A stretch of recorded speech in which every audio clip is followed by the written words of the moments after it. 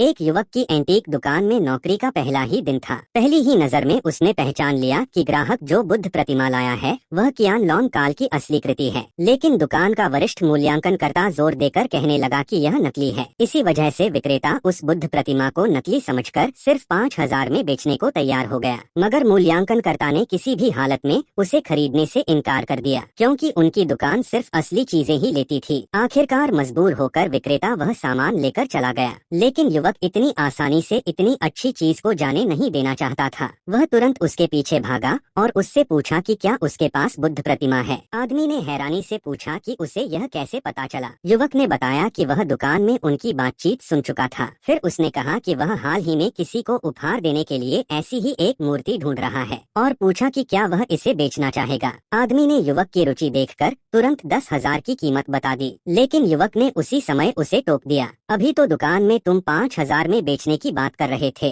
और अब मेरे सामने आते ही कीमत दोगुनी कैसे हो गई। यह सुनकर आदमी शर्मिंदा हो गया। उसे अंदाजा नहीं था कि युवक ने सब सुन लिया है। जैसे ही युवक मुड़कर जाने लगा, आदमी ने उसे रोक लिया और 5,000 में बेचने को तैयार हो गया। युवक ने तुरंत सौदा तय कर लिया। उसके मन में बस एक ही बात थी, आज तो वाकई बड़ा सौदा हाथ लग गया। इसके बाद युवक उस बुद्ध प्रतिमा को दूसरी एंटीक दुकान में बेचने ले गया। दुकान के मालिक ने उसे ध्यान से देखा और शोध करने के बाद कहा कि यह नकली है। युवक ने तुरंत समझ लिया कि यह मालिक भी इस काम का जानकार नहीं है। मजबूर होकर उसने खुद उसे असली और नकली की पहचान सिखाई। मालिक ने यह सुनकर बहुत कुछ सीखा और समझ गया कि वह किसी उस्ताद से मिला है। फिर उसने पूछा कि युवक कितने में बेचना चाहता है। युवक ने सीधे कहा 1 लाख। मालिक ने बिना हिचक मान लिया, क्योंकि वह युवक से दोस्ती करना चाहता था। अगले दिन युवक फिर से दुकान पहुंचा। जैसे ही वह पहुंचा, एक महिला ग्राहक आ गई। उसने कहा कि उसे पैसों की जरूरत है और वह अपने घर की पीढ़ियों पुरानी धरोहर बेचना चाहती है। यह सुनकर युवक की सुंदर मालकिन ने उससे डिब्बा खोलने को कहा। जैसे ही डिब्बा खुला, मालकिन ने एक नजर में पहचान लिया,